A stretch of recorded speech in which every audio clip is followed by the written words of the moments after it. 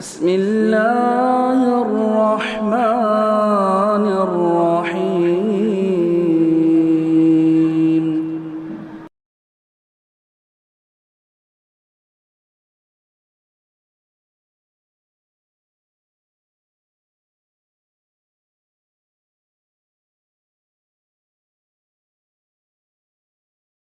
السلام علیکم ورحمۃ اللہ وبرکاتہ۔ الحمد للہ رب العالمین والصلاة والسلام علی رسولہ الامین نبینا محمد بن عبد اللہ وعلی آلہ وصحبہ اجمعین، اما بعد، اعوذ باللہ من الشیطان الرجیم۔ لا يحب الله الجهر بالسوء من القول إلا من ظلم وكان الله سميعا عليما۔ إن تبدوا خيرا أو تخفوه أو تعفوا عن سوء فإن الله كان عفوا قديرا۔ رب اشرح لي صدري ويسر لي أمري واحلل عقدة من لساني يفقهوا قولي۔ سبحانك لا علم لنا إلا ما علمتنا إنك أنت العليم الحكيم۔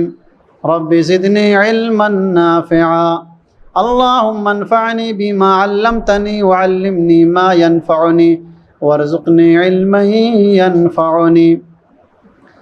اللہ رب العالمین کا بے حد شکر اور احسان ہے جس نے ہم سب کو آج چھٹے پارے کی آیتوں کی تلاوت سننے کی توفیق بخشی۔ اللہ رب العالمین ہمارے سننے کو قبول فرمائے۔ اس پارے کے اندر اللہ رب العالمین نے کئی ساری باتوں کو بیان کیا ہے، اور اس پارے کی شروعات میں اللہ رب العالمین نے ایک سماجی اور اخلاقی تعلیم دیا ہے۔ اللہ رب العالمین کو برائی پسند نہیں ہے، اور نہ ہی کسی کی برائی کوئی کرے وہ بھی اللہ کو پسند نہیں ہے۔ اسی لیے اللہ رب العالمین کہتا ہے لا يحب اللہ الجہر بالسوء من القول۔ آدمی بری بات زور سے بولے اللہ اس کو پسند نہیں کرتا ہے۔ بری بات بولنے کا مطلب اس آیت کے اندر یہ ہے کہ کسی کی برائی بیان کرے، یا کسی کے نقص یا عیب کو ظاہر کرے، یا کسی کے پیچھے پڑ کر کے اس کے اندر کی برائی کو سامنے لا کر کے پیش کرے اور اس کو لوگوں کے سامنے ذلیل کرنے کی کوشش کرے۔ اللہ رب العالمین ایسے شخص کو پسند نہیں کرتا، اور ایسی باتوں کو بھی پسند نہیں کرتا کہ کسی مسلمان کے اندر کوئی کمی ہو، کوئی نقص ہو، کوئی عیب ہو، آدمی اس کو پوری مجلس کے سامنے لا کر کے پیش کرے یا عوام کے سامنے اس کو بیان کرے اور اس آدمی کو ذلیل اور خوار کرنے کی کوشش کرے۔ اللہ اس کو پسند نہیں کرتا ہے۔ ہاں، ایک صورت میں جائز ہے کسی کی برائی کو بیان کرنا، کسی کے نقص اور عیب کو بیان کرنا، وہ یہ ہے اللہ نے کہا الا من ظلم، سوائے اس شخص کے جس کے اوپر ظلم کیا گیا ہو، جو مظلوم ہو، جس کو ستایا گیا ہو، جس کو مارا گیا ہو، جس کو تکلیف دی گئی ہو، ایسا انسان جا کر کے لوگوں سے بول سکتا ہے، لوگوں سے شکایت کر سکتا ہے، اس انسان اس ظالم کے عیب کو بیان کر سکتا ہے، اس کے نقص کو بیان کر سکتا ہے۔ کیوں؟ اس کی تین وجہ ہے۔ ایک وجہ تو یہ ہے کہ اگر ظالم کی برائی یا ظالم کا عیب لوگوں کے سامنے آئے تو وہ انسان برائی سے باز آ جائے گا، اسی لیے اللہ نے یہاں رخصت دیا ہے۔ دلیل ایک حدیث پڑھ دیتا ہوں، صحیح روایت ہے سنن ابی داؤد کتاب الادب، حدیث نمبر 5150 پر 3 عن ابی ہریرہ رضی اللہ تعالی عنہ قال جاء رجل الى النبي صلی اللہ علیہ وسلم يشكو جاره فقال رسول اللہ صلی اللہ علیہ وسلم اذهب فاصبر فأتاه مرتين فقال اذهب فطرح متاعك في الطريق فذهب فطرح متاعه في الطريق فجعل الناس يسألونه فيخبرهم خبره فجعلوا يلعنونه ويقولون فعل الله به وفعل فبلغ ذلك الرجل فجاء وقال ارجع فإنك لا ترى مني شيئا تكرهه۔ سنن ابی داؤد کی صحیح روایت ہے۔ ابو ہریرہ رضی اللہ تعالیٰ عنہ راوی جناب محمد الرسول اللہ صلی اللہ علیہ وسلم کے پاس ایک آدمی آتا ہے اپنے پڑوسی کی شکایت کرنے کے لیے کہ اللہ کے رسول میرا فلاں پڑوسی ہے، بڑی مجھے تکلیف دیتا ہے، مجھے بہت ستاتا ہے، شکایت کر رہا تھا۔ اللہ کے رسول صلی اللہ علیہ وسلم نے کہا کہ جاؤ صبر کرو، اللہ تمہیں صبر کا بہترین بدلہ دے گا۔ وہ آدمی گیا، صبر کیا، لیکن اس کا پڑوسی، اس کا نیبر اسے ستانے سے باز نہیں آ رہا تھا۔ دوسری بار آیا، تیسری بار آیا، جب نبی صلی اللہ علیہ وسلم نے دیکھا کہ یہ صبر کرتے جا رہا ہے اور اس کا پڑوسی اپنے ظلم سے اور اپنی زیادتی سے اور اپنے برے سلوک سے باز نہیں آ رہا ہے، تو نبی صلی اللہ علیہ وسلم نے اسے ایک ترکیب بتائی، کہا کہ تم جاؤ اور اپنے گھر کا سارا سامان لا کر کے روڈ پہ ڈال دو، اپنے گھر کا سامان نکال کر کے روڈ پہ ڈال دو۔ اس نے ویسا ہی کیا، سارا سامان نکال کر کے گھر کے باہر ڈال دیا۔ لوگ وہاں سے گزرنے لگے، لوگ گزرتے تھے، پوچھتے تھے کیا ہوا ہے بھائی، کیوں اپنا سامان روڈ پہ رکھے ہوئے سڑک پہ کیوں آ گئے؟ وہ بتاتا لوگوں کو کہ یہ میرا پڑوسی ہے، میرے ساتھ اس طرح کرتا ہے۔ اب لوگ سنتے تو جو بھی سنتا وہ اسے برا بھلا کہتا، بولا کتنا برا آدمی ہے، کتنا بدتمیز انسان ہے جو اپنے پڑوسی کو ستا رہا ہے۔ اب بیچارہ اس آدمی کو یہ بات پہنچی کہ لوگ مجھے لان تان کر رہے ہیں، لوگ مجھے برا بھلا کر رہے ہیں۔ وہ بھاگتے ہوئے آیا اور کہا کہ اے میرے بھائی، تم واپس چلے جاؤ، اپنا سامان سارا کا سارا گھر کے اندر ڈال لو، آج کے بعد میں کوئی ایسا کام نہیں کروں گا جو تمہیں ناپسند ہو۔ اور وہ اپنے بد اخلاقی سے اور اپنی بدتمیزی سے وہ باز آ گیا اور اس کو ستانا چھوڑ دیا۔ یہ حدیث پاک بتلا رہی ہے کہ اگر وہ عیب نہیں بیان کرتا، اگر اس انسان کی شکایت نہیں کرتا تو ویسے اسے ستاتے رہتا۔ اس حدیث پاک کی روشنی میں اور آیت کریمہ کی روشنی میں یہ بات ثابت ہوتی ہے کہ اگر ظالم کو اس کے ظلم سے روکنا ہو تو آدمی اس کی شکایت کر سکتا ہے، اور یہ بھی اس کی مدد ہے، ظالم کو اس کے ظلم سے روکنا بھی اس کی مدد کرنا ہے۔ یہ صحیح حدیث سے ثابت ہے۔ اور دوسری وجہ یہ ہے کہ جب آدمی اس آدمی کی برائی بیان کرے گا تو دوسرے لوگ اس انسان کی برائی سے محفوظ رہیں گے۔ لوگ جیسے ہی لوگوں کے پاس سے وہ گزرے گا، لوگ سمجھ لیں گے کہ یہ بڑا شریر آدمی ہے، اس سے الجھنے کی ضرورت نہیں ہے۔ جناب محمد الرسول اللہ صلی اللہ علیہ وسلم کے پاس بھی ایسے ہی لوگ آتے تھے، بڑے پھوہڑ قسم کے بھی کچھ لوگ آتے تھے اور بڑے بدتمیز قسم کے بھی لوگ آتے تھے۔ جب نبی صلی اللہ علیہ وسلم کے پاس آتے تو اللہ کے نبی ان سے بڑے پیار سے بات کرتے۔ حضرت عائشہ نے پوچھ دیا، اللہ کے رسول آنے سے پہلے بول رہے تھے کہ ایسا انسان ہے، اور آیا تو بڑے پیار سے بات کر رہے ہیں۔ کہا اللہ کے رسول صلی اللہ علیہ وسلم نے اتقاء فحشہ، میں نے اس کی برائی سے بچنے کے لیے اس طرح سے اس سے بات کیا۔ اس کا مطلب یہ ہے کہ آدمی جب اس آدمی کے بارے میں لوگ جانیں گے تو اس کی برائی سے محفوظ رہیں گے۔ اور تیسری وجہ مفسرین نے یہ لکھا ہے کہ اگر مظلوم انسان اپنے بات بیان کر دیتا ہے، اپنے دل کی بھڑاس نکال لیتا ہے، تو اس کے دل کو سکون ملے گا، اس کے دل کو ٹھنڈک پہنچے گی۔ اس لیے اللہ تبارک و تعالیٰ نے یہ چھوٹ دیا ہے۔ اللہ نے یہ چھوٹ تو دیا ہے، لیکن اس چھوٹ کے ساتھ اللہ نے ایک سماجی اور اخلاقی تربیت بھی کیا ہے۔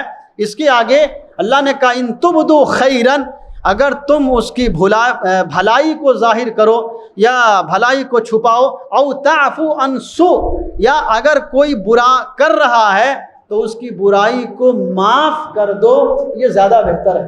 اگر کوئی آدمی برا کر رہا ہے تو اس کی برائی کو آپ معاف کر دیں۔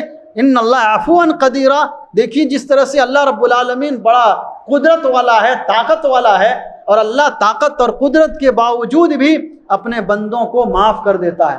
آدمی اگر معاف کر دے گا تو اس کی عزت بڑھے گی۔ تو اللہ نے یہاں یہ تعلیم دیا ہے کہ جس طرح اللہ قدرت اور طاقت کے باوجود اپنے بندوں کو معاف کر دیتا ہے، اگر اللہ معاف نہ کرے اللہ رب العالمین نے بیان کیا ہے اللہ تو بہت ساری برائیوں کو معاف کر دیتا ہے، وَيَعْفُ عَنْ كَثِيرٍ، اللہ بہت ساری برائیوں کو معاف کر دیتا ہے۔ اگر اللہ انسان کے ہر گناہ کے بدلے سزا دینے لگے تو انسان اس دنیا سے نیست و نابود ہو جائے گا، کوئی وجود اس کا باقی نہیں رہے گا۔ اللہ قدرت کے باوجود، اللہ طاقت کے باوجود معاف کر دیتا ہے۔ یہ پیغام دیتا ہے اللہ رب العالمین اس آیت کریمہ کے ذریعے سے کہ آپ بھی معافی کا جذبہ رکھیں، اپنے بھائی کو معاف کرنے کا جذبہ رکھیے۔ اگر آپ معاف کر دیں گے تو آپ کی عزت گھٹے گی نہیں بلکہ آپ کی عزت اور بڑھ جائے گی۔ جی صحیح روایت ہے مسلم شریف کی، صحیح مسلم کتاب البر والصلہ حدیث نمبر 2580 پر 8، عن ابی ہریرہ رضی اللہ تعالی عنہ قال قال رسول اللہ صلی اللہ علیہ وسلم ما نقصت صدقۃ من مال۔ مسلم شریف کی حدیث حضرت ابو ہریرہ رضی اللہ تعالیٰ عنہ راوی جناب محمد الرسول اللہ صلی اللہ علیہ وسلم ارشاد فرماتے ہیں ما نقصت صدقۃ من مال، صدقہ کرنے سے مال میں کمی نہیں ہوتی ہے۔ آدمی صدقہ کرتا ہے اس کا ڈبل اللہ اسے عطا کرتا ہے، انسان کو شعور نہیں ہوتا۔ وما زاد اللہ عبدا بعفو الا عزا، جب آدمی کسی آدمی کو معاف کرتا ہے اللہ رب العالمین اس کی عزت میں 4 چاند لگا دیتا۔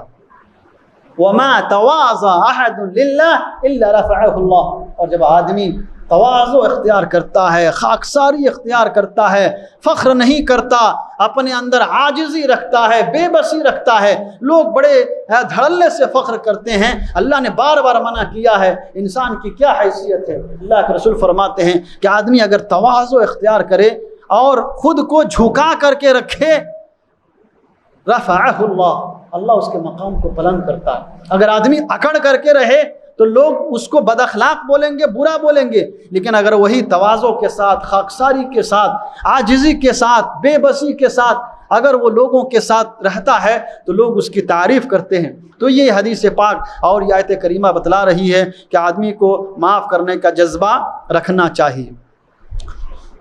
اسی طرح سے اللہ رب العالمین نے اسی آیت کے بعد بیان کیا ہے کہ اللہ رب العالمین اور اس کے رسولوں کے درمیان کوئی فرق نہیں کرنا چاہیے۔ جو آدمی اللہ کے ایک رسول کا انکار کرتا ہے گویا کہ وہ اللہ کے سارے رسولوں کا انکار کرتا ہے، اور جو اللہ کے رسولوں کا انکار کرے گویا کہ وہ اللہ کا انکار کر رہا ہے۔ دلیل اللہ فرماتا ہے اسی جو ہے سورت کے اندر، اسی پارے کے اندر، ان الذین یکفرون باللہ ورسولہ، بے شک وہ لوگ جو اللہ اور اس کے رسولوں کے درمیان فرق کرتے ہیں، ان الذین یکفرون باللہ ورسولہ، جو اللہ اور اس کے رسول کے ساتھ کفر کرتے ہیں، اللہ کا انکار کرتے ہیں، رسولوں کا انکار کرتے ہیں، ویریدون ان یفرقوا بین اللہ ورسولہ، اللہ اور اس کے رسولوں کے درمیان فرق کرتے ہیں، ویقولون نؤمن ببعض ونکفر ببعض، اور کہتے ہیں کہ ہم بعض رسولوں پر ایمان لائے اور بعض پر ایمان نہیں لائے، ویتخذوا بین ذلک سبیلا، اور وہ دونوں کے درمیان بیچ والا راستہ اختیار کرتے ہیں، یہ بھی صحیح ہے وہ بھی صحیح ہے۔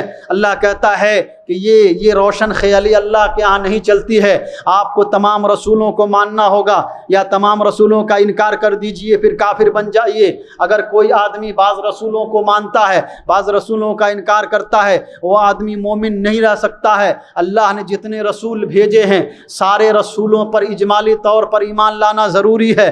جو آدمی سارے رسولوں پر ایمان نہیں لائے، چاہے حضرت عیسیٰ ہوں چاہے حضرت موسیٰ ہو، ہم مسلمانوں کا عقیدہ ہے کہ وہ اللہ کے نبی ہیں، اور اللہ نے اس بارے کے اندر بہت ساری باتیں ان کے متعلق بیان کیا ہے۔ ہمارا ایمان ہونا چاہیے۔ اگر کوئی آدمی عیسیٰ کو نبی نہیں مانے، حضرت موسیٰ کو نبی نہیں مانے، اللہ رب العالمین فرماتا ہے اولئک هم الکافرون حقا، یہی لوگ حقیقت میں کافر ہے، سچے معنوں میں یہ لوگ کافر ہیں۔ کیوں؟ کیونکہ انہوں نے وحی الہی کے مقابلے میں اپنے عقل کو دوڑایا اور یہ سوچا کہ وحی کے مقابلے میں ہماری عقل زیادہ وزن دار ہے، اور انبیاء سے، نبیوں سے جو کوتاہیاں ہوئی ہے ہم اپنے عقلی عقل آرائیوں کے ذریعے، عقلی باتوں کے ذریعے اس کی تلافی کر لیں گے، اپنے عقل کے ذریعے اس کی بھرپائی کر لیں گے، اپنے عقل کو اللہ اور اس کے رسول کی باتوں پر ترجیح دیتے ہیں، اللہ کہتا ہے اولئک هم الکافرون حقا، یہی معنوں میں سچے مومن، سچے کافر ہیں، حقیقت میں یہ کافر لوگ ہیں۔ اور ایسے لوگوں کو اللہ رب العالمین جسمانی عذاب بھی دے گا اور قیامت کے دن سارے لوگوں کے سامنے رسوا بھی کرے گا۔ وَأَعْتَدْنَا لِلْكَافِرِينَ عَذَابًا مُهِينًا، اللہ ان کو جسمانی عذاب بھی دے گا اور اللہ رسوا بھی کرے گا۔ اللہ ہم سب کو قیامت کی رسوائی سے بچائے۔ وَلَا تُخْزِنَا يَوْمَ الْقِيَامَةِ، ہمیشہ دعا کرنی چاہیے کہ اللہ ہم سب کو قیامت کے دن لوگوں کے سامنے سرعام رسوائی اور ذلت سے بچائے۔ تو ایسا آدمی جو روشن خیال ہو، اس کو یہ بھی صحیح وہ بھی صحیح، یہ اللہ کے یہاں نہیں چلتا ہے۔ آدمی کو صحیح معنوں میں اللہ رب العالمین پر اور اس کے رسولوں پر ایمان لانا ہوگا اور ان کو ماننا ہوگا۔ یہودیوں نے ایسے ہی کیا، اللہ رب العالمین نے ان کے اوپر لعنت فرمائی۔ وہ حضرت موسیٰ علیہ السلام کو مانتے تھے اور حضرت عیسیٰ علیہ السلام کے پیچھے پڑے ہوئے تھے۔ اللہ نے جو ان سے وعدہ کیا تھا انہوں نے اس کو توڑ دیا۔ اللہ رب العالمین نے اس کے بعد بیان کیا ہے کہ ان یہودیوں نے فَبِمَا نَقْضِهِمْ مِيثَاقَهُمْ، انہوں نے اللہ سے جو وعدہ کیا تھا اس کو توڑا، اللہ کی آیتوں کا انکار کیا۔ وَقَتْلِهِمُ الْأَنْبِيَاءَ بِغَيْرِ حَقٍّ، اور بغیر حق کے انبیاء کو قتل کیا، اور یہ کہا کہ ہمارے دلوں پہ مہر لگی ہوئی ہے۔ اللہ نے ان کے کفر کی وجہ سے ان کے دلوں پر مہر لگا دیا، یہ ایمان لانے والے نہیں ہیں۔ اور یہ حضرت مریم پر صریح بہتان باندھتے ہیں۔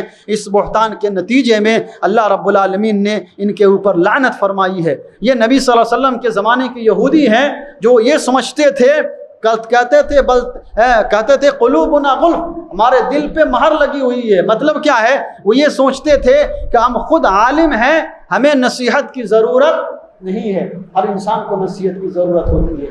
یا یہ سوچتے تھے، مفسرین نے لکھا ہے، یہ سوچتے تھے کہ محمد صلی اللہ علیہ وسلم جو باتیں بتاتے ہیں اسے ان باتوں کی ہمیں کوئی ضرورت نہیں ہے، اس لیے ان کا انکار کر دیتے تھے۔ اللہ نے اسی وجہ سے ان کے دلوں کے اوپر مہر لگا دیا۔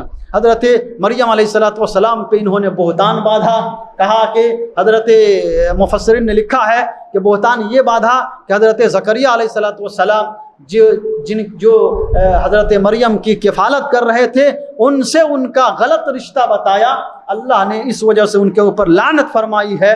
اور ان کا ایک عقیدہ یہ بھی ہے، اللہ نے کہا انا قتلنا المسیح، وہ یہ سوچتے ہیں کہ ہم نے حضرت عیسیٰ علیہ السلام کو قتل کر دیا۔ وما قتلوہ وما صلبوہ، انہوں نے نہ ان کو قتل کیا اور نہ ہی ان کو سولی دیا۔ آج بھی پوری کرسچنیٹی کا یہ عقیدہ ہے، پورے کرسچنوں کا یہ عقیدہ ہے کہ حضرت عیسیٰ علیہ السلام کو سولی دے دی گئی، حالانکہ انجیل میں بھی کوئی چیپٹر، کوئی ایک ورس آج تک نہیں ملا جس سے ثابت ہو سکے کہ حضرت عیسیٰ علیہ السلام کو سولی دی گئی۔ اس کے الٹا انجیل کے اندر چیپٹر نمبر 12 اور ورس نمبر 38 کے اندر لکھا ہوا ہے کہ جس وقت سولی دی جا رہی تھی اس وقت حضرت عیسیٰ علیہ السلام زندہ تھے، اور اللہ نے اسی کو قرآن کے اندر بیان کیا ہے۔ انجیل میں بھی وہی چیز ہے اور قرآن میں بھی اللہ رب العالمین نے وہی بیان کیا ہے کہ انہوں نے قتل نہیں کیا، بل رفعہ اللہ الیہ، اللہ نے ان کو اٹھا لیا جسمانی طور پر، روحانی طور پر اللہ نے ان کے پورے جسم کو اٹھا لیا۔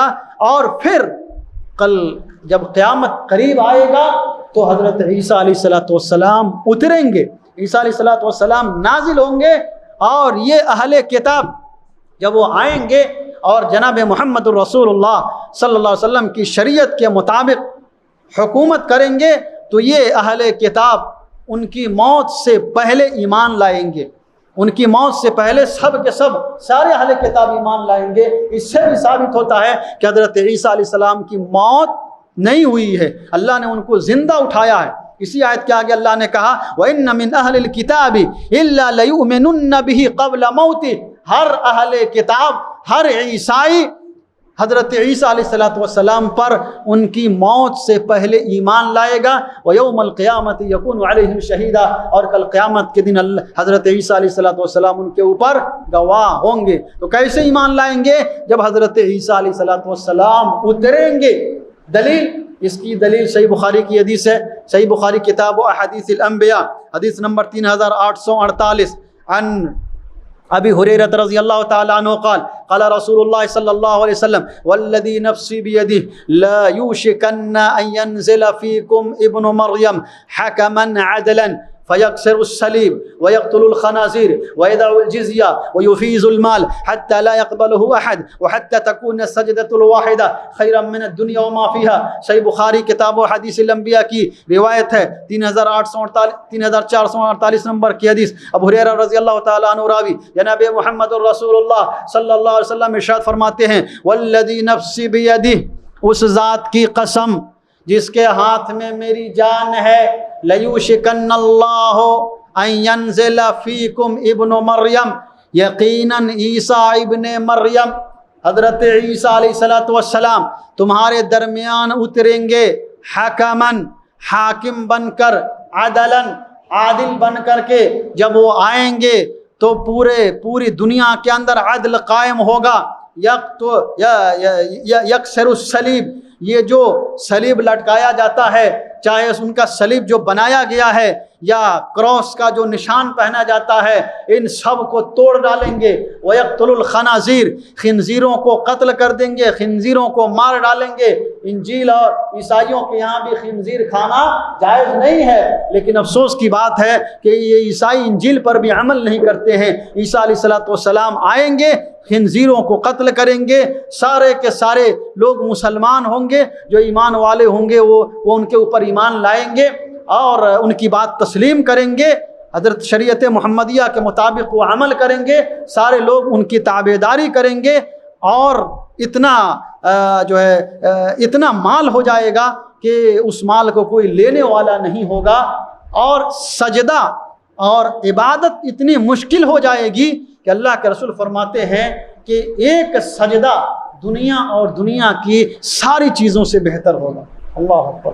اللہ رب العالمین نے ہمیں یہ موقع دیا ہے سجدہ کا، عبادت کا، اسے غنیمت جاننا چاہیے، ورنہ اس وقت کوئی مال لینے والا نہیں ہوگا تو انسان کے پاس سجدہ ہی بچے گا، اللہ کی عبادت ہی بچے گی، اور سارے لوگ عبادت میں مشغول رہیں گے تو انسان سوچے گا کس طرح سے اللہ رب العالمین کو راضی کر لے۔ آدمی کو چاہیے کہ اللہ نے جو موقع دیا ہے وہ اس سے فائدہ اٹھائے۔ اس کے بعد اللہ تعالیٰ نے ایک بڑی پیاری بات بتلائی ہے کہ جب انسان گناہوں میں مبتلا ہوتا ہے تو اللہ رب العالمین اس سے روزی کو چھین لیتا ہے۔ دو گناہ کا ذکر اللہ نے کیا ہے، ایک گناہ جو اللہ کی مخلوق پر ظلم ہو، اللہ رب العالمین نے جو لوگوں کو یا جو مخلوق پیدا کیا ہے ان پر آدمی ظلم کرے اس کی وجہ سے، یا آدمی دین حق سے سرکشی کرے، اللہ اور اس کے رسول کی باتوں سے اعراض کرے، سرکشی کرے، تو اللہ رب العالمین اس کو رزق سے محروم کر دیتا ہے۔ یہودیوں کو اللہ نے بہت ساری نعمتیں دیا، لیکن ان کے اندر دو برائیاں تھیں۔ ایک یہ تھی کہ وہ اللہ کی مخلوق پر ظلم کرتے تھے، لوگوں کو اللہ کے راستے سے روکتے تھے، اور دوسرا وہ سرکشی کرتے تھے، نافرمانی کرتے تھے۔ اللہ نے اس کے نتیجے میں جو چیزیں ان کے اوپر حلال کیا تھا ان کو بھی اللہ نے حرام کر دیا۔ وَبِظُلْمٍ مِّنَ الَّذِينَ هَادُوا حرمنا علیہم طیبات احلت لہم وبصدہم عن سبیل اللہ کثیرا۔ انہوں نے جب اللہ رب العالمین کی ناشکری کیا اور ظلم کیا، گناہوں کا ارتکاب کیا، تو جو چیزیں حلال تھی اللہ نے ان کو بھی حرام قرار دیا ہے۔ اس کے بعد اللہ تعالیٰ نے سارے انسانوں کو یہ تعلیم دیا ہے کہ آدمی کو نام پر دھیان نہیں دینا چاہیے بلکہ کام کرنا چاہیے۔ ہر انسان کو کام پیارا ہوتا ہے اور کام ہی جو ہے سب کو پسند آتا ہے، اور انسان کام چاہتا ہے۔ اللہ رب العالمین نے کام کی طرف توجہ دلاتے ہوئے کہا ہے کہ نام ہو نہ ہو آدمی کو کام کرنا چاہیے، اور اس کی دلیل اللہ نے بیان کیا ہے۔ نبی اکرم صلی اللہ علیہ وسلم کو اللہ نے بتایا ہے کہ بہت سارے رسول ہیں، رسلا قد قصصناہم علیک من قبل، بہت سارے رسولوں کا نام ہم نے بتلایا اور بہت سارے رسولوں کا نام ہم نے نہیں بتلایا، لیکن جن رسولوں کا نام نہیں بتلایا، نام نہیں ہے، انہوں نے بھی اپنا کام نہیں چھوڑا۔ سارے رسولوں نے رسلا مبشرین و منذرین، سارے رسولوں نے کام کیا، لوگوں کو اللہ کے عذاب سے ڈرایا، لوگوں کو خوشخبری دیا، لوگوں کو اللہ کی نافرمانی سے ڈرایا، لوگوں کو شرک سے ڈرایا، ایک اللہ کی عبادت کی دعوت دیا، تاکہ لوگوں کے پاس اللہ کے نزدیک کوئی حجت باقی نہ رہے۔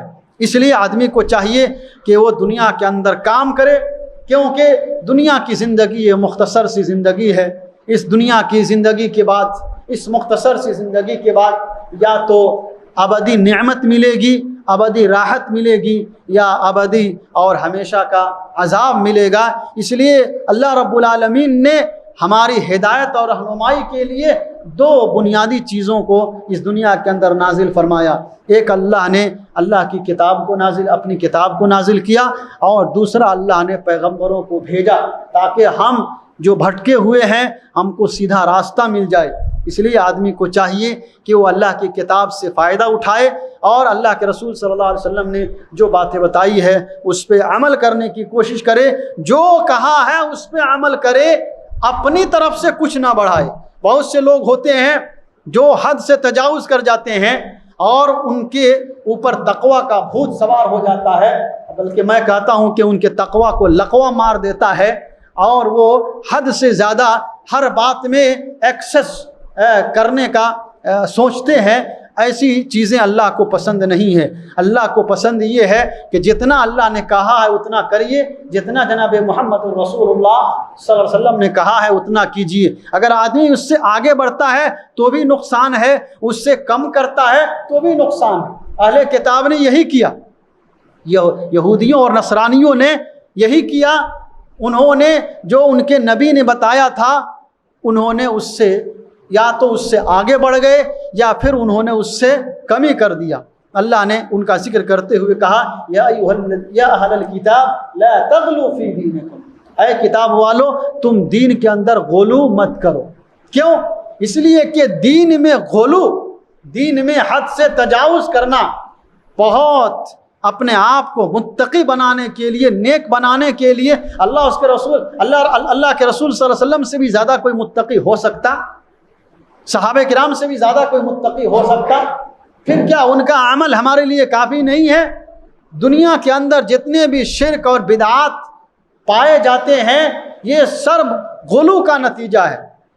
کسی نے نبیوں کو، نبی صلی اللہ علیہ وسلم کو الوہیت کے درجے تک پہنچا دیا، کسی نے اولیاء کو الوہیت کے درجے تک پہنچا دیا، کسی نے کسی کو دستگیر بنا دیا، کسی کو مشکل کشا بنا دیا، مشکل سے نکالنے والا غیروں کو بنا دیا، اور مشکل میں ڈالنے والا اللہ کو بنا دیا۔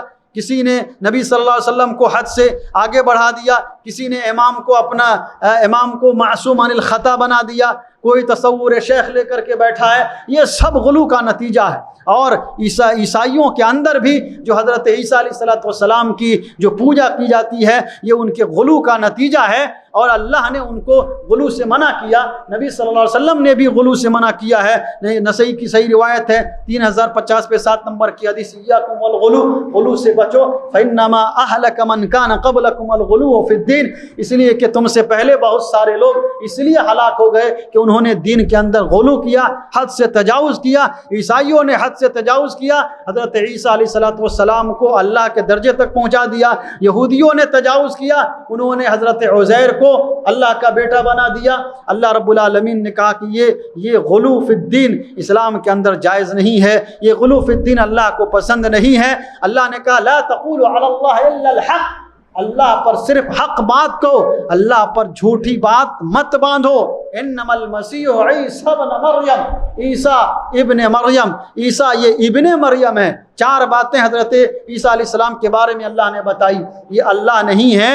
انما المسیح عیسیٰ ابن مریم، یہ مریم کے بیٹے ہیں، رسول اللہ، یہ رسول اللہ ہیں، وَكَلِمَتُهُ أَلْقَاهَا إِلَىٰ مریم، یہ اللہ کا کلمہ ہے جو اللہ نے حضرت مریم کی طرف ڈالا تھا، وَرُوحٌ مِّنْهُ، یہ روح ہے، یا تو حضرت جبریل نے حضرت مریم کے دامن میں پھونک مارا تھا اس لیے ان کو روح کہا جاتا ہے، یا یہ کہ وہ نابینا کے چہرے پہ ہاتھ پھیر دیتے تھے تو بینا ہو جاتا تھا، یا مردہ کے اوپر ہاتھ پھیر دیتے تھے تو اس کے اندر روح آ جاتی تھی، زندہ ہو جاتا تھا، اس لیے ان کو روح کہا جاتا ہے۔ اللہ نے کہا یہ ان کی خصوصیت ہے تو تم ان کے اوپر ایمان لاؤ، وَلَا تَقُولُوا ثَلَاثَةً، تم تین مت کہو، یا لا تقولوا ثالث ثلاثہ، تین میں کا تیسرا مت کہو، تین خدا مت مان۔ ایک عجیب عالمیہ ہے نصارہ اور کرسچن کے یہاں، ایک طرف کہتے ہیں کہ اللہ ایک ہے، توحید کا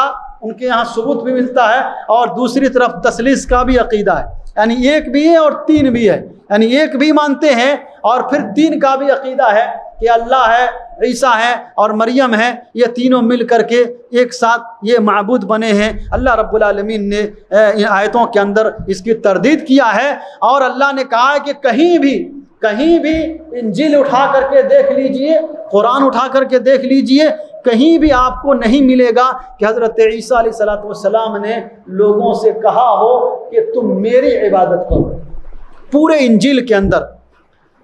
اور آج تک کسی نے ایک ورس ثابت نہیں کر سکا ہے کہ حضرت عیسیٰ نے کہا ہو۔ یہ چرچوں نے کچھ کہا، یا ان کے پادریوں نے، یا حواریوں نے، یا چیلوں نے بعد میں جو بھی تبدیل کر کے جو کچھ کہا ہو وہ الگ ہے، لیکن حضرت عیسیٰ علیہ السلام نے کبھی یہ نہیں کہا کہ میری عبادت کرو۔ اسی بات کو اللہ رب العالمین نے یہاں بیان کیا ہے، لَن يَسْتَنْكِفَ الْمَسِيحُ أَن يَكُونَ عَبْدًا لِلَّهِ، کبھی حضرت عیسیٰ علیہ السلام نے اس بات سے انکار نہیں کیا ہے کہ وہ اللہ کے بندہ بن جائیں، اور نہ ہی مقرب فرشتوں نے انکار کیا ہے۔ وَمَن يَسْتَنْكِفْ عَنْ عِبَادَتِهِ، جو اللہ کی عبادت سے انکار کرے گا، وَيَسْتَكْبِرْ، اور تکبر کرے گا، تو اللہ رب العالمین اسے اپنے پاس لائے گا، اور اللہ رب العالمین اسے سزا سے دوچار کرے گا۔ تو اللہ رب العالمین نے حضرت عیسیٰ علیہ السلام کی عبادت سے منع کیا ہے، اور عیسائیوں کو یہ تعلیم دیا ہے کہ وہ ایک اللہ کو مانے، انما اللہ الہ واحد، اللہ ایک ہے۔ جب اللہ ایک ہے تو اللہ نے کہا سبحانہ ان یکون لہ ولد، اللہ کا بیٹا کیسے ہو سکتا ہے؟ یہ عیسائی حضرت عیسیٰ کو اللہ کا بیٹا مانتے ہیں۔ اللہ کہتا ہے کہ سبحانہ ان یکون لہ ولد، انما اللہ الہ واحد، اللہ صرف اور صرف ایک ہے، تمہارا معبود حقیقی ایک ہے۔ کیسے حضرت عیسیٰ علیہ السلام معبود ہو سکتے ہیں؟ حضرت عیسیٰ علیہ السلام قیامت کے دن بھی انکار کریں گے کہ میں نے ان کو نہیں کہا تھا میری عبادت کرو، یہ خود جو ہے میری عبادت کرتے تھے، اے اللہ ان کو تو چاہے تو ان کو عذاب دے، اللہ ان کو عذاب سے دوچار کرے گا۔ اس لیے حضرت عیسیٰ علیہ السلام کے بارے میں قرآن نے یہ عقیدہ پیش کیا ہے، ہمیں اس پر ایمان لانا چاہیے اور اس عقیدے کو عیسائیوں تک، نصرانیوں تک پہنچانا چاہیے۔ اسی طرح سے اللہ رب العالمین نے ایک بات یہ بیان کیا ہے کہ جو آدمی اپنی زندگی میں روشنی چاہتا ہو، اسے چاہیے کہ وہ قرآن اور سنت کی پیروی کرے، اللہ رب العالمین کی طرف سے جو روشن دلیل آئی ہے اس کی پیروی کرے، جو اللہ نے کتاب کی، قرآن کی شکل میں نور ہدایت ہمیں دیا ہے اس کے اوپر چلے تو وہ گمراہ نہیں ہوگا، اس کی زندگی روشن رہے گی، اور دوسروں کی بھی زندگی، دوسرے لوگوں کے اوپر، دوسرے لوگوں تک کی بات پہنچائی جائے گی تو ان کی بھی زندگی روشن ہوگی۔ اس کے بعد سورہ مائدہ شروع ہوتی ہے۔ سورہ مائدہ سے چند باتیں میں آپ کو بیان کرتا ہوں۔ یہ مائدہ ہے، اور مائدہ کا نام مائدہ اس لیے کہا جاتا ہے کہ حضرت عیسیٰ علیہ السلام کے ساتھیوں نے حضرت عیسیٰ سے مطالبہ کیا تھا کہ اے عیسیٰ علیہ السلام، اگر آپ سچے نبی ہیں تو آسمان سے مائدہ اتار دیجیے۔ مائدہ کا مطلب ہوتا ہے دسترخوان، ایسا دسترخوان جس پر کھانے چنے ہوئے ہوں۔ اللہ سے دعا کیجئے کہ آسمان سے اسپیشل کھانا دسترخوان پہ لگا ہوا آئے۔ حضرت عیسیٰ علیہ السلام نے اللہ سے کہا ربنا انزل علینا مائدۃ من السماء، اے اللہ ہمارے اوپر آسمان سے دسترخوان نازل فرما۔ تو اللہ نے کہا کہ انی منزلھا، میں دسترخوان تو اتار دوں گا، مطالبہ ہے تو میں اتار دوں گا، لیکن اس کے بعد اگر کوئی آدمی کفر کرے گا لَأُعَذِّبَنَّهُ عَذَابًا لا اعذبه احدا من العالمین، میں ایسی سزا دوں گا کہ ایسی سزا دنیا میں نے کسی کو آج تک نہیں دی ہے۔ اس کے بعد مائدہ اترا یا نہیں اترا، حدیث سے یہ ثابت نہیں ہے۔ جب اتنی بڑی دھمکی مل جائے تو پھر کون کہے گا کہ جو ہے وہ مائدہ اتارے؟ بہرحال اسی بنیاد پر اس سورت کا نام سورہ مائدہ رکھا گیا ہے۔ اور اس سورت کے شروع میں اللہ رب العالمین نے قول و قرار، جو آدمی اقرار کرے اسے پورا کرنے کا حکم دیا ہے، اور کہا ہے کہ جو جانور حلال کیے گئے ہیں اسے کھائیے، اور جو حرام کیے گئے ہیں جو اللہ نے بتایا ہے ان سے بچیے۔ غیر محل الصید وانتم حرم، اللہ نے حج کرنے والوں کے لیے ایک حکم دیا ہے کہ جب آپ حج کرنے جائیں تو حالت احرام میں خشکی کے جانور کا شکار نہیں کر سکتے ہیں۔ جیسے کوئی جانور نیلگائے ہو یا پرندہ ہو یا کوئی بھی خشکی کا جانور ہو، احرام کی حالت میں شکار نہیں کر سکتے ہیں۔ البتہ اگر سمندری راستے سے جا رہے ہیں تو سمندری جانوروں کا یا سمندری چیزوں کا شکار کرنا محرم کے لیے جائز ہے۔ اور اللہ نے کہا وَإِنَّ اللَّهَ يَحْكُمُ مَا يُرِيدُ، یہ اللہ نے حکم دیا ہے اور اللہ جو چاہتا ہے وہ کرتا ہے۔ آدمی کو اعتراض نہیں ہونا چاہیے، اللہ نے جو شریعت نازل فرمائی ہے اس پر ایمان لانا چاہیے۔ اللہ نے خشکی میں شکار کرنے سے منع کیا ہے تو شکار نہیں کرنا۔ اگر جنگلی جانور کا شکار کرتے ہیں تو یہ محرم کے لیے جائز نہیں ہے۔ ہاں اگر جانور ذبح کرتا ہے محرم جو جنگلی نہیں ہے، اگر پالتو جانور ہے تو حالت احرام میں محرم جانور کو ذبح کر سکتا ہے، مرغا ذبح کر سکتا ہے، پرندہ ذبح کر سکتا ہے، بکرا اور گائے ذبح کر سکتا ہے، یہ محرم کے لیے جائز ہے۔ جنگلی جانوروں کا شکار اللہ نے منع کیا ہے۔ اور اس کے بعد اللہ نے بتایا ہے 3 نمبر کی آیت میں کہ یہ حلال و حرام کے بارے میں اللہ نے قرآن میں ساری چیزیں بیان کر دیا ہے، اسلام کو مکمل کر دیا ہے، اب اس میں اضافے کی گنجائش نہیں ہے۔ الیوم اکملت لکم دینکم واتممت علیکم نعمتی ورضیت لکم الاسلام دینا۔ اور اسی طرح سے اللہ نے حج پہ جانے والوں کے لیے بڑی اہم بات بتلائی ہے۔ ایک تو یہ ہے کہ جو آدمی حج اور عمرہ کے لیے جائے ان کا احترام ہونا چاہیے، ان کی عزت ہونی چاہیے، اور جو لوگ جا رہے ہیں ان کے اندر اخلاص ہونا چاہیے۔ ایسا نہیں ہے کہ آدمی حج کے لیے جا رہا ہو، عمرہ کے لیے جا رہا ہو اور ہر قدم پہ ویڈیو بنا کر کے سوشل میڈیا پہ اپلوڈ کر رہا ہو، یہ اخلاص نہیں ہے۔ اللہ ایسی عبادت کو قبول نہیں کرتا ہے۔ آپ نے دیکھا ہے، سنا ہے، بہت سے لوگ ہوتے ہیں جو ہر قدم پر جو ہے اپنا پروفائل اپڈیٹ کرتے ہیں، یہ چیز اللہ کو پسند نہیں۔ اللہ نے کہا یا ایھا الذین آمنوا لا تحلوا شعائر اللہ ولا الشہر الحرام، اے ایمان والو اللہ کے شعائر کی تعظیم کرو، ان کو حلال مت سمجھو، ان کی بے عزتی مت کرو، حرام مہینوں کی عزت کرو، جو جانور بھیجا جاتا ہے خانہ کعبہ اس کی عزت کرو، ولا آمین البیت الحرام، اور جو بیت حرام مسجد حرام کا قصد کرتے ہیں ان کی عزت کرو، وَيَبْتَغُونَ فَضْلًا مِّنَ اللَّهِ وَرِضْوَانًا، شرط یہ ہے کہ وہ اللہ کی خوشنودی چاہتے ہوں، اللہ کا فضل چاہتے ہوں۔ اس کا مطلب یہ ہے کہ آدمی حج اور عمرہ کے لیے جائے تو اللہ کی رضامندی مقصود ہو اور اپنے عمل کے اندر اخلاص پیدا کرے، اپنی نیت کے اندر اخلاص پیدا کرے۔ اللہ رب العالمین ہمارے اندر اخلاص پیدا فرمائے۔ اسی طرح سے اللہ رب العالمین نے ایک بڑی پیاری بات بتلائی ہے، وہ ہے علم کا مقام، علم کا مرتبہ۔ کتنا بڑا مقام ہے علم کا، آدمی کو علم حاصل کرنی چاہیے، علم کا کتنا بڑا مقام ہے۔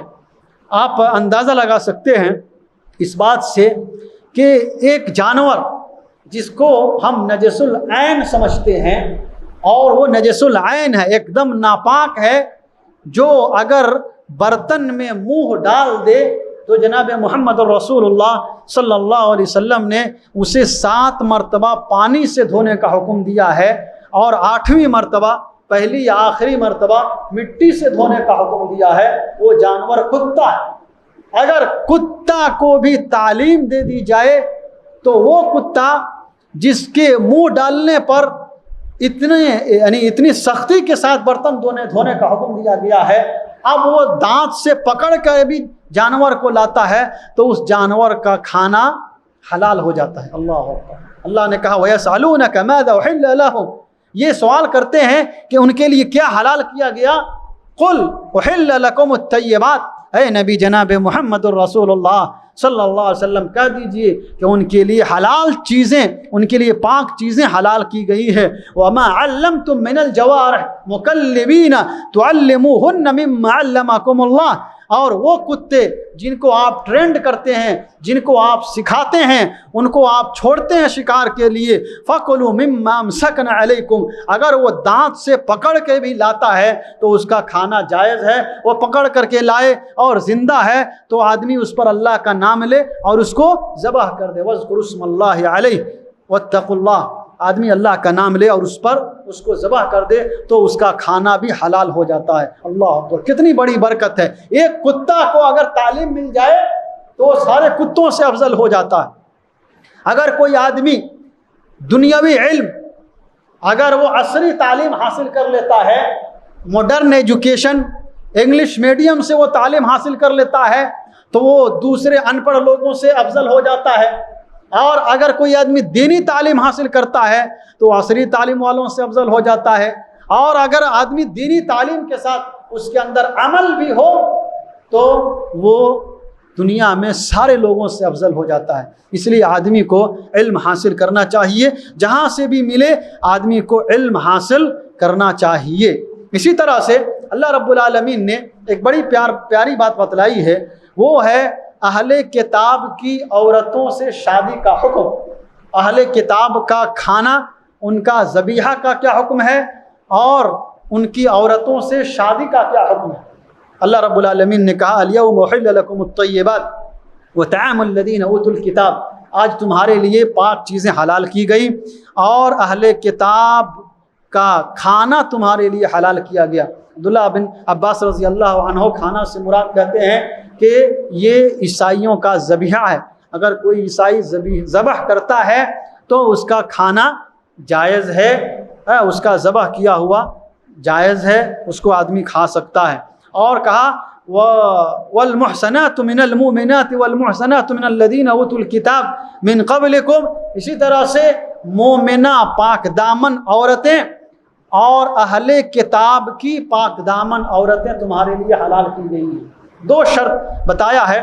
ایک تو اس آیت کے اندر اللہ نے کہا کہ آدمی کو شادی کرنی ہو تو پہلے پاک دامن مومنہ عورت کو تلاش کرے، مومنہ عورت مل جائے تو یہ بہتر ہے، مومنہ عورت کو ترجیح دے۔ اور اگر مومنہ عورت نہ ملے، اگر اسے کسی عیسائی سے، کسی کرسچن لڑکی سے شادی کرنی ہے تو اس کے لیے دو شرط ہے۔ ایک شرط یہ ہے کہ وہ پاک دامن ہو، والمحسنات من الذین اوتوا الکتاب من قبلکم، وہ پاک دامن ہو۔ پاک دامن کا کیا مطلب ہے؟ عفیفات من الزنا، وہ برائی کرنے والی نہیں ہو، وہ پاک دامن ہو، برائی کرنے والی نہیں ہو، وہ دوسروں کے ساتھ شہوت رانی اس کا مقصد نہیں ہو، خواہش کی تکمیل اس کا مقصد نہیں ہو۔ آدمی اگر اہل کتاب لڑکی سے شادی کرنا چاہتا ہے تو پاک دامنی تلاش کرے اور اس مقصد سے اس کے قریب نہ جائے کہ اس کی ضرورت پوری ہو جائے گی، اس کی خواہش پوری ہو جائے گی، یا یہ کہ اس سے فرینڈشپ کر لیں گے۔ بہت سے لوگ ہوتے ہیں جو فرینڈشپ کرتے ہیں اور گرل فرینڈ اور بوائے فرینڈ کا تو بھوت لوگوں کے اوپر سوار ہے، اور کالجوں اور یونیورسٹیوں میں اللہ بچائے یہ بہت بڑی مصیبت ہے۔ پاک دامن عورت کبھی بھی فرینڈ نہیں بنا سکتی، کوئی پاک دامن عورت کبھی بھی کسی لڑکے کو بوائے فرینڈ نہیں بنا سکتی۔ اللہ نے کہا پاک دامن عورت کی نشانی یہی ہے، ولا متخذات اخدان، جو کسی کو فرینڈ نہ بنائے۔ اور پاک دامن مرد وہی ہوگا ولا متخذی اخدان، جو کسی لڑکی کو فرینڈ نہ بنائے۔ تو فرینڈ نہیں بنائے گا تبھی جا کر کے وہ پاک دامن ہو سکتا ہے۔ اور دوسری شرط یہ لگائی ہے وَآتَيْتُمُوهُنَّ أُجُورَهُنَّ، تم ان کو مہر ادا کرو، ان کو مہر دیا کرو۔ اگر کوئی آدمی اللہ کی ان باتوں کو نہیں مانتا ہے پاک دامنی اختیار نہیں کرتا ہے، اگر وہ دوستی کرتا ہے اور اس کے ساتھ برائی کرتا ہے تو اللہ رب العالمین نے کہا کہ اس نے ہماری بات نہیں مانی، پھر ہم اس کے عمل کو برباد کر دیں گے۔ وَمَن يَكْفُرْ بِاللَّهِ فَقَدْ حَبِطَ عَمَلُهُ، جو اللہ کا انکار کرے، اللہ کی باتوں کا انکار کرے، ہم اس کے عمل کو ضائع کر دیں گے۔ وَهُوَ فِي الْآخِرَةِ مِنَ الْخَاسِرِينَ، اور وہ آخرت میں خسارہ اٹھانے والوں میں سے ہو جائے گا۔ اسی طرح سے ایک عیسائیوں کا عقیدہ ہے کہ ہم لوگ اللہ کے، یا یہودیوں کا بھی عقیدہ ہے کہ وہ لوگ کہتے ہیں کہ ہم اللہ کے بہت پسندیدہ ہیں۔ عیسائی بھی کہتے ہیں، یہودی بھی کہتے ہیں۔ اللہ رب العالمین نے اس کی تردید کیا، اس کا رد کیا ہے، اور اللہ رب العالمین نے کہا وقالت اليہود والنصارى نحن ابناء اللہ واحباؤہ، یہ یہود اور نصارہ کہتے ہیں کہ ہم اللہ کے بیٹے ہیں، اللہ کے بڑے محبوب ہیں، اللہ کے پسندیدہ بندے ہیں۔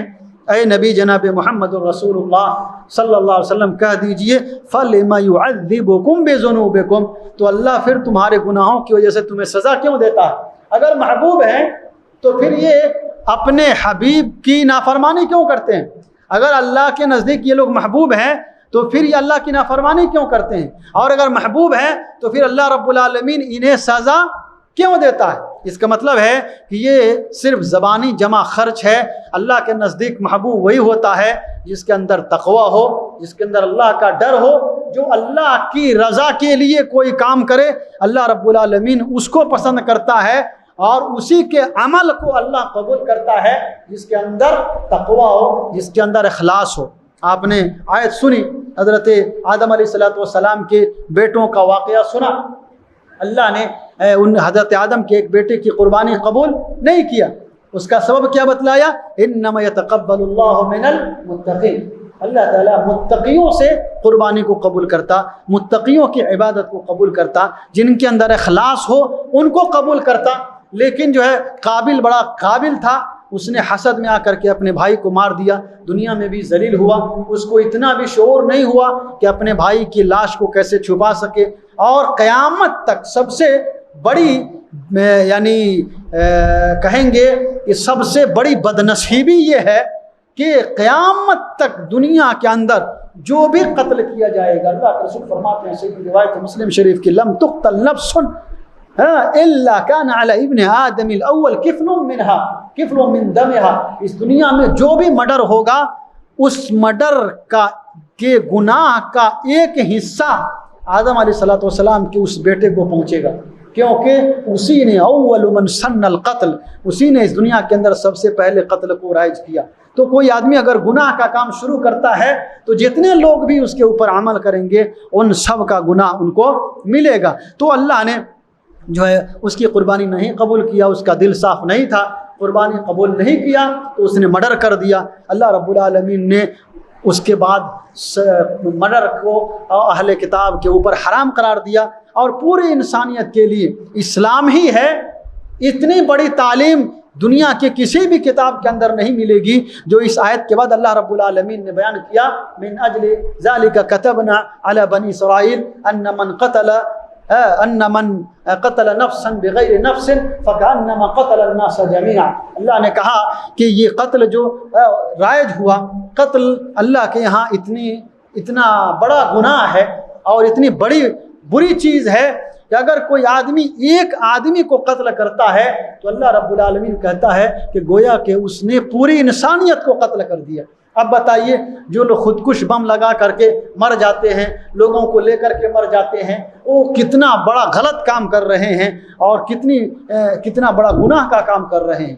ایک آدمی کا قتل پوری انسانیت کا قتل ہے۔ ومن احیاها فکانما احیا الناس جميعا۔ اسلام اس طرح امن و شانتی کا مذہب ہے۔ اسلام یہ تعلیم دیتا ہے کہ اگر کوئی آدمی ایک جان کی حفاظت کر لے گویا کہ اس نے ساری انسانیت کی حفاظت کر لیا۔ اور اسلام نے انسانیت کی حفاظت کے لیے اور فساد پھیلانے والوں کے لیے بڑی سخت وعید رکھی ہے۔ جو آدمی سماج اور معاشرے کے اندر فساد مچائے اور قتل و غارت گری پیدا کرے، ایسے لوگوں کو اللہ رب العالمین نے ایسے لوگوں سے جنگ کرنے کا حکم دیا ہے۔ انما جزاء الذین یحاربون اللہ ورسولہ ویسعون فی الارض فسادا، جو اللہ اس کے رسول سے جنگ کرتے ہیں، زمین میں فساد مچاتے ہیں، ایسے لوگوں کے ٹکڑے ٹکڑے کر دیے جائے، ان کو جلا وطن کر دیا جائے۔ اللہ رب العالمین نے بڑی سخت سزا سنائی ہے۔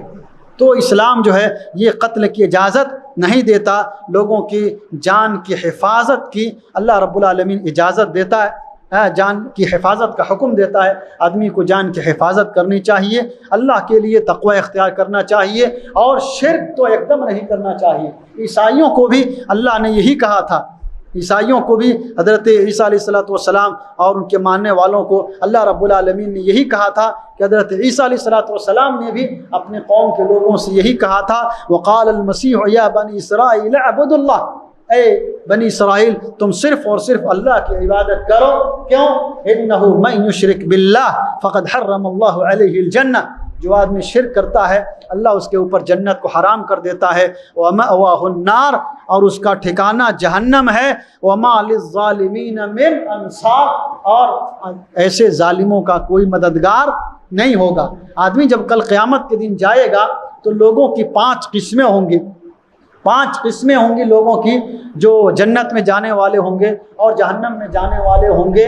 آدمی کو چاہیے کہ جو لوگ جنت میں جانے والے ہیں ان لوگوں کے صف میں شامل ہو جائے اور وہ ایسا کام کرے، جیسا کہ مفسرین نے اس آیت کی تفسیر میں لکھا ہے کہ لوگوں کی 5 قسمیں ہوتی ہے۔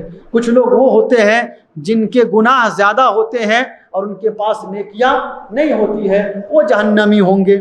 کچھ لوگ ہوتے ہیں جن کے پاس نیکیاں ہوتی ہیں لیکن برائیاں زیادہ ہوتی ہیں، تو وہ بھی جہنم میں جائیں گے، لیکن سفارش کے ذریعے سے وہ نکال لیے جائیں گے۔ اور تیسری قسم وہ لوگ ان لوگوں کی ہے جن کی نیکیاں زیادہ ہوں گی اور برائیاں کم ہوں گی، تو اللہ رب العالمین انہیں جنت کے اندر داخل کرے گا۔ اور چوتھی قسم ان لوگوں کی ہوتی ہے جن کی نیکیاں اور جن کی گناہ اور جن کے ثواب، جن کی نیکیاں اور گناہ دونوں کے دونوں برابر ہو، وہ اصحاب اعراف ہیں۔ اللہ رب العالمین آخر میں ان کو جنت کے اندر داخل کرے گا، وہ لٹکے ہوئے رہیں گے جب تک اللہ کا فیصلہ نہیں ہو جاتا ہے۔ اور کچھ لوگ ہوتے ہیں جن کے پاس صرف نیکیاں ہی نیکیاں ہوتی ہے، گناہ نہیں ہوتا ہے، وہ ان میں سے جناب محمد الرسول اللہ صلی اللہ علیہ وسلم ہے۔ تو یہ کچھ جنتی اور جہنمی لوگوں کے اقسام ہیں جو اللہ رب العالمین نے، جو مفسرین نے بیان کیا ہے، اور اللہ نے یہ تعلیم دیا ہے کہ ہمیں چاہیے کہ ہم زیادہ سے زیادہ نیکیاں کریں اور اللہ رب العالمین کے یہاں کامیابی حاصل کریں۔ اللہ رب العالمین ہم کو زیادہ سے زیادہ نیک عمل کی توفیق عطا فرمائے۔ اللہ رب العالمین ہم سب کی تلاوت کو قبول فرمائے۔ اللہ رب العالمین ہمارے روزے کو قبول فرمائے۔ اللہ ہماری زکوٰۃ کو قبول فرمائے۔ اللہ ہمارے صدقات و خیرات کو قبول فرمائے۔ ہم میں سے جو بیمار ہیں اللہ انہیں شفاء کاملہ عاجلہ نصیب فرما۔ یا اللہ جو ہمارے نوجوان قید و بند کی زندگی گزار رہے ہیں، یا اللہ غیب سے تو ان کی مدد فرما۔ جو ہمارے بھائی جیلوں کے اندر بند ہیں، یا اللہ تو ان کی آزادی کا، یا اللہ آزادی کا راستہ پیدا فرما۔ اے اللہ ہم میں سے جن کے والدین گزر گئے ہوں، اے اللہ ان کی قبر کو تو نور سے بھر دے۔ رب ارحمہما کما ربیانی صغیرا۔ اے اللہ ہمارے ماں باپ نے بچپن میں ہمیں بڑی تکلیف سے پالا پوسا ہے اور بڑی رحمدلی کے ساتھ پالا پوسا ہے، اپنی خواہشات پہ ہماری خواہشات کو ترجیح دیا۔ اے اللہ اس کے بدلے اللہ تو ویسے ہی رحم فرما جیسے ہمارے ماں باپ نے ہمیں بچپن میں پالا پوسا ہے۔ اگر ان کی قبر کے اندر زحمت ہو تو اللہ تو اس کو اپنی رحمت سے بدل دے۔ یا اللہ تو ہم سب کے والدین کو جنت الفردوس میں جگہ عطا فرما۔ یا اللہ ہمارے جو بھائی پچھلے رمضان میں ہمارے ساتھ تھے اور اس رمضان میں نہیں ہیں، اے اللہ ان کی مغفرت فرما، تمام مسلمانوں کی مغفرت فرما۔ یا اللہ ہمارے ہر چھوٹے بڑے عمل کو قبول فرما لے، ہم سب کو جہنم کی آگ سے بچا۔ یا اللہ ہم سب کو جنت الفردوس میں جگہ عطا فرما۔ تمام دنیا کے لوگوں کے، دنیا کے مسلمانوں کے حال پہ رحم فرما۔ ہمارے ماؤں اور بہنوں کی عزت و آبرو کی حفاظت فرما۔ یا اللہ جو بے روزگار ہیں ان کے صحیح روزگار کا انتظام فرما۔ یا اللہ جو قرض دار ہیں ان کے قرض کی ادائیگی نصیب فرما۔ یا اللہ جو بے جوڑے ہیں ان کے صحیح جوڑے کا انتظام فرما۔ یا اللہ ہمیں جب تک زندہ رکھ، اسلام اور ایمان پر زندہ رکھ۔ یا اللہ خاتمہ دے تو خاتمہ بالخیر عطا فرما۔ آمین یا رب العالمین۔ وآخر دعوانا الحمد للہ رب العالمین، وصلی اللہ علی نبینا محمد وعلی آلہ وصحبہ اجمعین۔ السلام علیکم ورحمۃ اللہ وبرکاتہ۔